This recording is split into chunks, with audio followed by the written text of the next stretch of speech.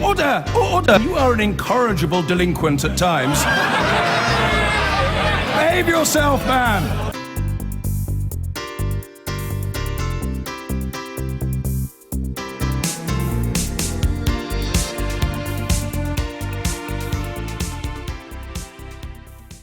Now then, what does Donald Trump think about that famous American newspaper, the New York Times? Failing, a dying newspaper. They write total fiction. These people are sick. They are the enemy of the American people. And that's on the mornings when he wakes up feeling chirpy. Mark Thompson was Director General of the BBC and is now CEO of this terrible institution. Mark, sad. So he came to lunch with us just after the election and before Christmas, and that morning it was the failing NY Times several times, and he said he wasn't going to turn up. Then he turned up, and by the time he'd left, he told the world's media who had gathered in our lobby that we were a jewel for America and the world. So sometimes, I mean, deep down, maybe he loves us. Maybe he loves. It's a very strange relationship, though, and I wonder why the New York Times has been so much in the crosshairs of his bile or his anger. Is it because he is a New Yorker and he feels very hurt that New York's paper doesn't love him back? I mean, in the end, you're going to have to ask him when you get the chance. Yeah. Two things have come together. I think the boy from Queens, very, very eager to be accepted by the New York establishment and the New York Times as this kind of citadel in Manhattan. That's part of it. But also, I think, there is a systematic. I mean, Steve Bannon's talked about the true opposition being the media.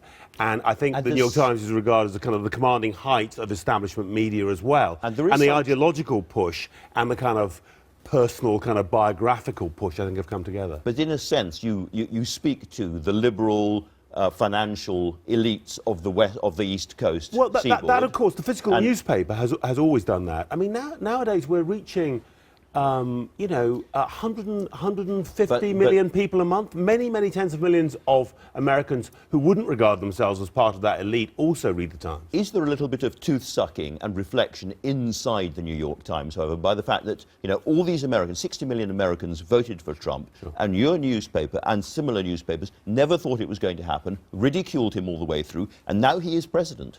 Well, I mean, first, the enormous discontinuity of Donald Trump becoming president is a good example of the kind of utter breakpoint in politics, which is very hard to predict.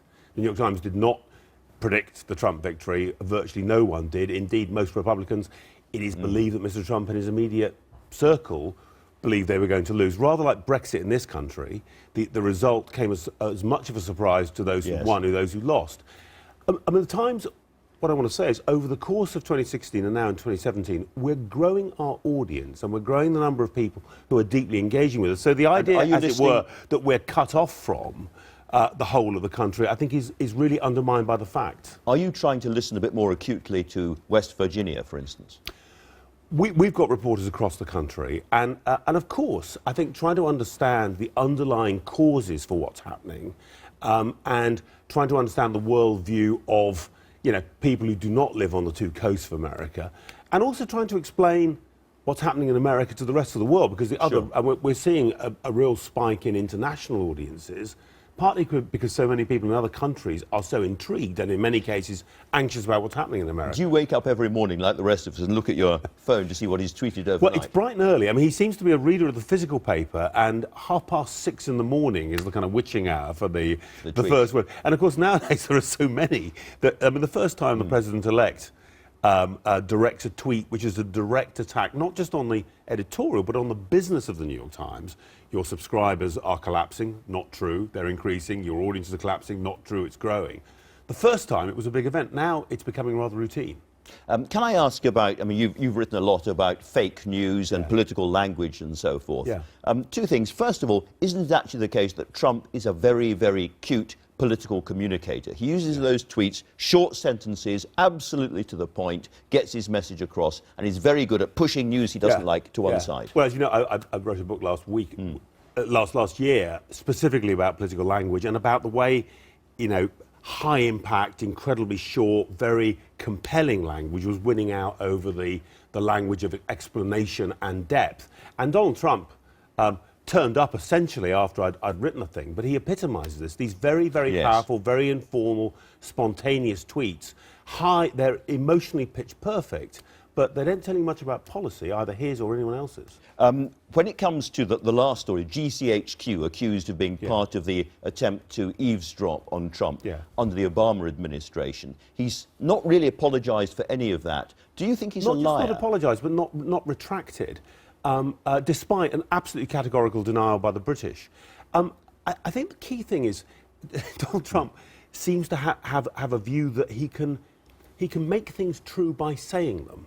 And if he says them, in a sense, they have a validity. And he doesn't really accept, as it were, that there's a common reality with common facts which we're all bound by. Most conventional politicians think there's a fact and you deal with it or you don't. And if there's a categorical denial by something like GCHQ and the British government, they would somehow alter their stance. He simply presses on. So you think he is more a fantasist than a liar? I think he's got a view, and he's a man obviously of immense willpower, that, as I say, he can make things true. And in a way, if they're not true today, he can make them true tomorrow. So I think it's a demonstration of his immense will, and also, I have to say, a kind of self-obsession, which is also very clear when you meet him. Now, you went from one kind of journalism to newspapers. What's your advice for George Osborne? It's a perfect moment to join the newspaper industry. Well, I've been an editor, admittedly in television rather than in the print media. My experience is, done properly, it's really quite energetic and quite time-consuming. But it might be tricky to be an MP and a full-time editor at the same time. You would have thought so, but he's a man of many gifts, so let's see. Mark Thompson, thanks very much indeed.